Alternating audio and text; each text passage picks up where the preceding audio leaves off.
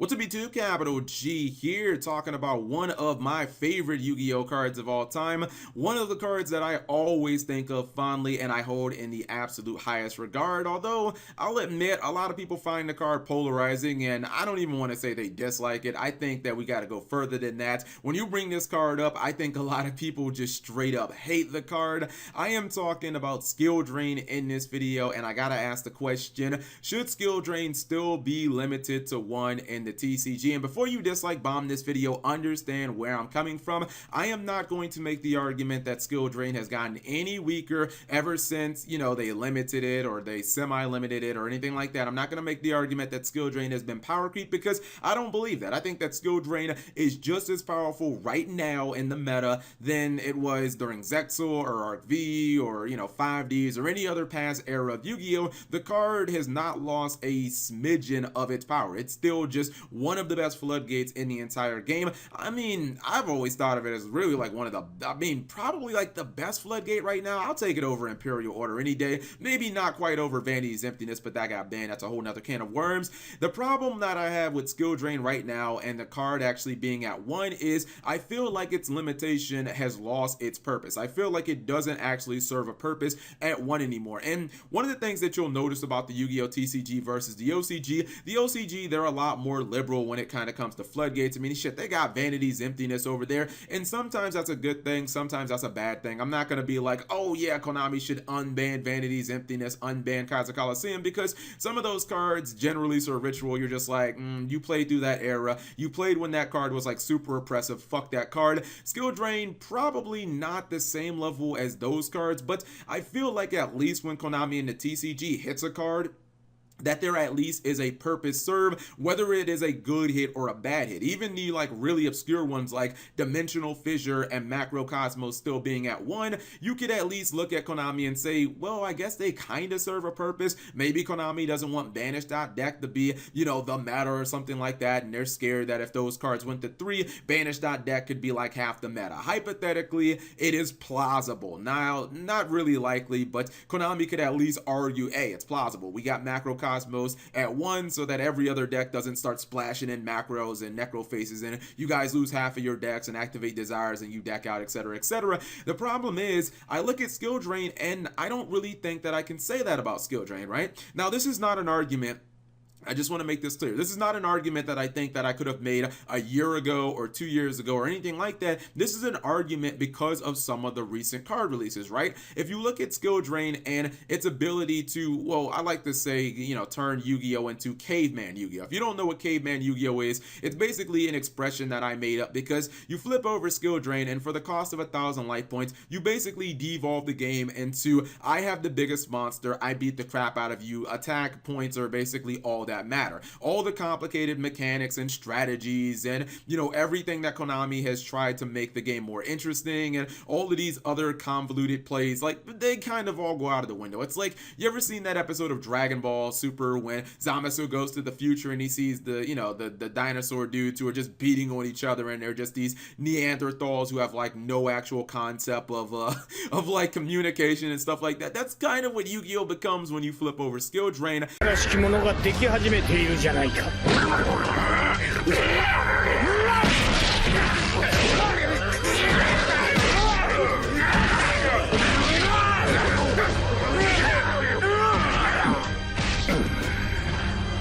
人間が存在する限り、宇宙に平和は訪れない。 And some people like that, like myself. That's how I got my last regional top 8 forever ago, but a lot of people don't like that. But if you look at the past couple of sets, right?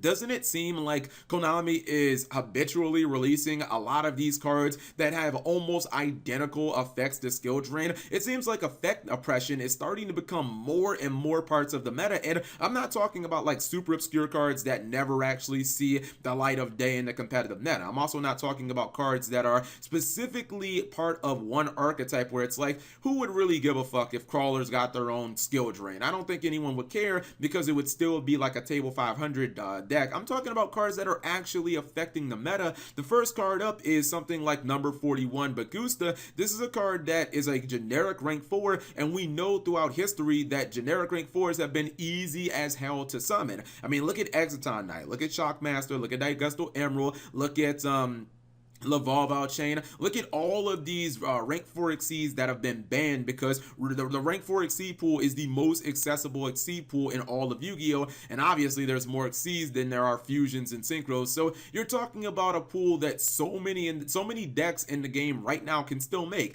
Everything from Invoke to ABC to, you know, Trickstar, I guess maybe once every blue moon if you have 2 Candinas on the field. You basically get my point. You summon Bagusta, you put it in defense, and then you basically tell your opponents, we're not playing Yu-Gi-Oh! Until I fucking feel like playing Yu-Gi-Oh! I still think that Bagusta is such a crazy card. I know the card does blow itself up, all Burning Abyss, after a couple of turns, but not only does it negate all monster effects on the field, but then your opponent is actually forced to have their monsters be switched to defense mode, where obviously most monsters in the game are extremely vulnerable. This is a card that can be put on the board turn 1 if you really don't have any good plays, and you can essentially stall for a couple of turns, forcing your opponent to do the same until you actually get your game plan ready, or until you're just like, you're forced to basically act. I mean, I look at that card and I'm just like, well, this is kind of a skill drain for the cost of a rank 4. It can stall the game out for a couple of turns, and your opponent realistically can't do anything other than kind of go for high risk link monsters.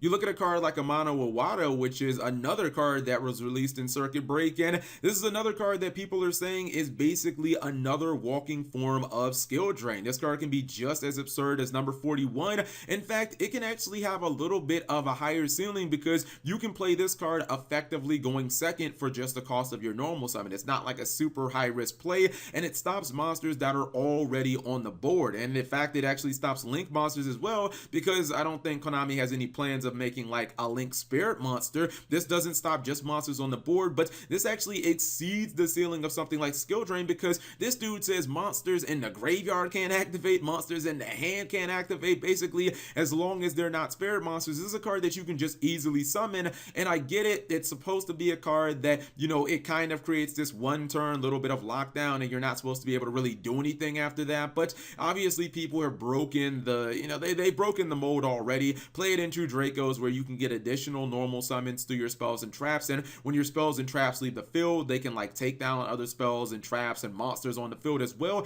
And you can basically play this guy second and tell your opponent that they can't do anything with the monsters that they already have on the field, or you can just summon this and you lock out your opponent's ability to use any hand trap. So this is another card that is kind of looking like a skill drain that any deck right now can play. They can normal summon, and then they can just do whatever the hell they want. All your hand traps are turned off, all the monsters that you already had on the field are turned off, and it's like, kind of looking like we have another skill drain there. And then we look at the third card that I want to bring up in Inspector Border that just came out in Extreme Force, and this is another one that's very similar to Amana, where you can throw this guy on the field. He's level 4. Not a difficult card to summon. Yes, I understand that you can't put it on the field if you already have another monster on the field, or at least you can't normal summon it. You have to flip summon it. But if it is the first monster that you normal summon, it basically has the same effect as Amana, where your opponent can't use any of their monsters in their hand, their graveyard. They can't use any effects unless they're playing a pendulum deck where they can just kind of normal summon a pendulum monster. They can summon something like Dark Worm and activate its effects. But if your opponent is not playing a pendulum deck, this dude becomes an even greater like skill drain. He becomes a card where your opponent has to go into these high risk plays of Xyz summons and link summons to be able to activate like one effect, and those plays generally leave them open to things like Solemn Strike or Bottomless Trap Hole or any other decent trap which can be used, and then your opponent is just kind of sitting there with a whole bunch of monsters that don't have any effects. And these are all cards that have really good stat lines too. It's not like a Fossil Diner situation where you have these monsters, or I guess like barrier statues, where you have these monsters with these incredibly powerful floodgate effects, but they have like really low attack values and defense values, so they're weenies that you have to constantly protect. Inspector Border is a 2000 attack, 2000 defense monster. He does not need a lot of protection to basically just go on the field and regulate. The same thing with Amano. This is a 1900 attack level 4 monster, and Bagusta is the same thing, because he kind of makes all monsters go to defense mode, so you don't really have to worry about your opponent beating over it unless they go for like, I don't know, maybe like a Link 3 3 or something like that. Most Link 2s cannot take it down in battle unless they have some type of aid or something like that. So I look at skill drain, right? And I'm thinking, okay, a lot of people don't like Caveman Yu-Gi-Oh! That's why Konami can look at the, skill drain limitation, and they can justify it. They can say, hey, people don't like Caveman Yu-Gi-Oh! So we limited skill drain. But like, look at the fucking format where True Dracos are playing 3 copies of Amana, and it's like, all right, well, what is that exactly? Where Inspector Border has actually topped regionals. I like to call it border control. Shout outs to Donald Trump. You know, people have played that deck and they have been successful. Maybe not quite at the YCS level, but it has been successful on the regional level. And then you look at number 41, a lot of people, when we were having a format where like spirals were the big deck, like a lot of people played that because it was incredibly difficult for spirals to kind of make a play while this card was face up. In fact, pendulums, if you happen to hit their heavy metaphors with electromite, or excuse me, you happen to hit their metaphors electromite with winter cherries, this might be the card that they defaultly go into. So I look at these 3 cards and I'm like, yeah, they definitely do affect the meta, and they're just more ways of every deck in the game kind of being able to have their own little skill drain. So what's the fucking point of having skill drain at 1? It just doesn't feel like it serves a purpose. And